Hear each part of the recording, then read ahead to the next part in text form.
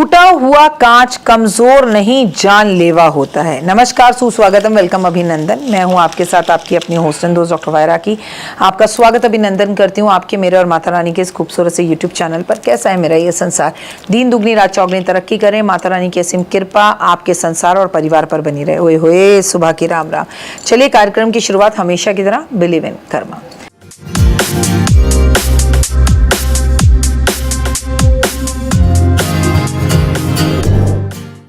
प्रदोष व्रत की रंगोली। जी हाँ, 12 जून और 12 जून मतलब बस चंद कुछ 2 दिन रह गए हैं प्रदोष। मैं अगर आपसे कहूँ एक खूबसूरत सा, ये प्रदोष तो है ही, लेकिन खूबसूरत सा पुरुषोत्तम मास संपूर्ण होने में। फिर कब आएगा पुरुषोत्तम मास?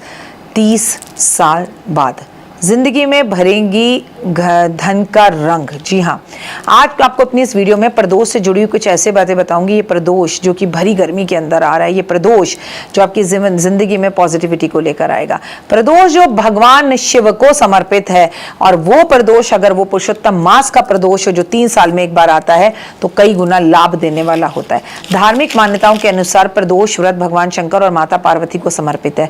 कहा जाता है प्रदोष का व्रत दिन में भगवान शंकर कैलाश पर नृत्य करते हैं और सभी देवी देवताओं की पूजा में लीन रहते हैं। शुक्र प्रदोष व्रत में इसलिए खास होता है क्योंकि शुक्रवार का संबंध माता लक्ष्मी के सौभाग्य से होता है।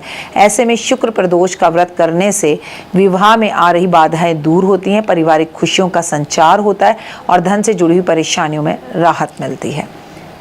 शुक्र प्रदोष का व्रत सुखी दाम्पत्य जीवन। इस दिन शिव मंदिर में भगवान शिव और माता पार्वती की प्रतिमा को एक कलावे से 7 बार लपेटिए और लपेटते हुए ये मनोकामना मांगे हर औरत कि मेरा भी मेरे पति से संबंध 7 जन्मों का रहे।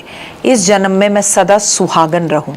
मेरे जीवन में कोई कष्ट तकलीफ आ रहा है तो इस कलावे के साथ लिपट जाए और मेरी माँ और मेरे पिता यानी शिव और पार्वती के आशीर्वाद से वो खत्म हो जाए।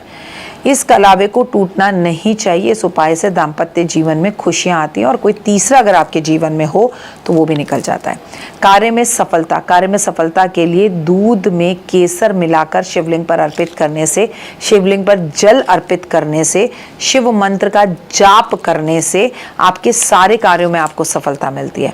धन धान्य की प्राप्ति के लिए शुक्र प्रदोष के दिन 1.25 किलो चावल और थोड़ा दूध मंदिर में दान अवश्य करना चाहिए। घर परिवार में सुख समृद्धि के लिए इस उपाय को करने से धन धान्य में वृद्धि होती है, आर्थिक स्थितियां अच्छी होती हैं। और पीले कपड़े में गांठ बांधकर कितनी हल्दी की 7 गांठें रखकर माता पार्वती को अर्पण करनी चाहिए। याद रखिएगा, शिव को हल्दी अर्पित नहीं की जाती। शुक्र प्रदोष की अगर बात की जाए तो शाम के टाइम यानी कि प्रदोष काल में अगर शिव मंदिर में जाकर सूखा गोला रखा जाए और उसके साथ आप कुछ मिश्री रख दें तो माता पार्वती आपके जीवन में आ रही कैसी भी आर्थिक समस्या से आप गुजर रहे हो, पैसा तुरंत चाहिए, पैसा फंस गया है, पैसा रुक नहीं रहा, पैसा मिल नहीं रहा, पैसा आ नहीं रहा, इंक्रीमेंट प्रमोशन नहीं हो रहा, वो इंस्टेंट आपको माता पार्वती की कृपा से उसके रिजल्ट मिलते हैं। धन संपत्ति में अगर आप वृद्धि करना चाहते हैं शुक्र प्रदोष वाले दिन आपको 1.25 किलो चावल कुछ मात्रा में दूध मिलाकर शिव मंदिर में दान करना चाहिए और अगर हो सके तो खीर बनाकर इसका भंडारा करना चाहिए शिव जी को भोग लगाकर। शुक्र प्रदोष का व्रत करें, बहुत ध्यान से करें, कुछ गलतियां होती हैं बिल्कुल ना करें। देखिए, भगवान को अपना पिता मानकर और माता पिता के सामने बच्चा कितनी भी गलतियां कर दे, प्रभु ने माफ़ी कर देते हैं। प्रदोष काल में पूजा करना ज़रूरी है। हाँ, सूर्य अस्त के बाद अगर आप पूजा करें तो थोड़ा सा समय, बहुत ज़्यादा सूर्य अस्त के बाद रात को 9-10 बजे कर रहे हैं, सूर्य अस्त के 45 मिनट्स के अंदर आपको पूजा कर लेनी चाहिए। शिव को तुलसी अर्पित नहीं करनी चाहिए, शिव को हल्दी अर्पित नहीं करनी चाहिए, केतकी के फूल अर्पित नहीं करने चाहिए और नारियल का पानी शिवलिंग पर अर्पित नहीं करना चाहिए। अगर आपको अपने जीवन के अंदर बहुत अच्छा रिजल्ट चाहिए, आपकी पत्नी ने अगर ये प्रदोष का व्रत रखा है तो प्लीज़ आप मानसिक भोजन जैसे तामसिक भोजन ना करें, मांस ना खाएं, शराब ना लें, लहसुन प्याज इन सब से दूर रहिए। एक तो आपकी पत्नी आप आराधना कर रही है और अगर आप ये चीज़ें कर रहे हैं तो फिर ये गलत है। किसी की निंदा करने से बचे, किसी को नीचे गिराने से बचे, झूठ क्रोध कटु वचन बोलने से हमेशा बचे, गुस्सा करने से हमेशा बचे, व्रत रखकर किसी और के घर का भोजन खाने से बचे, नाखून काटने से बचे, बाल काटने से बचे, शेव करने से बचे। शुक्र प्रदोष में आप महालक्ष्मी की पूजा भी विशेषकर करें। मां लक्ष्मी के मंदिर में जाकर रंगोली बनाएं, रंगों की रंगोली अपने घर के मुख्य दरवाजे पर बनाएं, इस पर घी के दीपक जलाएं, किस्मत चमक उठेगी।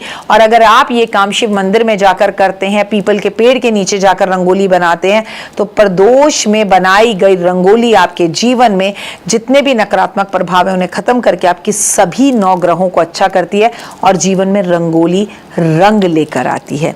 इस दिन क्या है? शुक्रवार है। अपने घर की पत्नी को आप सबसे पहले गुलाब के फूल दें, और भी महिलाओं को गुलाब के फूल दें, गुलाब में भी रेड रोज दें। इस दिन अपने घर के मुख्य दरवाजे को लाल गुलाब के फूलों से सजाएं, लाल फूलों की माला से सजाएं, आम के पत्तों से सजाएं। इस दिन आप पूरे घर में गुलाब जल का पोछा लगाएं। इस दिन लक्ष्मी सहस्त्र नाम का पाठ शिव जी के सामने बैठकर करें। मैं आपको बता दूं, माता लक्ष्मी और माता पार्वती बहुत अच्छी मित्र हैं, और अगर आप शाम के टाइम पर शमी के पेड़ पर प्रदोष काल में दीपक जलाते हैं, तुलसी पर दीपक जलाते हैं, तो आपके ऊपर महालक्ष्मी की कृपा के साथ साथ माता पार्वती की भी कृपा होती है।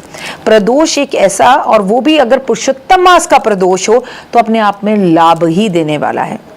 ये बेहद खास शुक्रवार है। इस शुक्रवार को आपको कोई ऐसी बच्ची जिसकी पुरुषोत्तम मास के बाद शादी होने वाली हो, क्योंकि 12 जून का तो है ही, तो भैया उसकी कोई मदद कर सकती हैं तो करिए। विवाह के लिए उसको कुछ पैसे दे सकती हैं तो दें। छोटी छोटी 9 कन्याओं के हाथ में मेहंदी लगवा सकती हैं तो लगवाएं। शुक्रवार वाले दिन आपको संतोषी माता के मंदिर में जाकर सफेद रंग का एक झंडा लगा कर आना है। कैसी भी आपकी कोई ना मनोकामना, वो सारी मनोकामना पूर्ण होगी और दीन दुगनी रात चौगनी आप तरक्की करेंगे और पूरी दुनिया में आपका नाम होगा। यकीन ना हो तो कर देख लीजिए। कमेंट्स में सिर्फ जय माता दी लिखिए। महादेव की हर हर महादेव, माता पार्वती की असीम कृपा मेरे संसार और परिवार पर बनी रहे। आप जो चाहे वो आपको मिले। जय माता दी। तो देख लीजिए।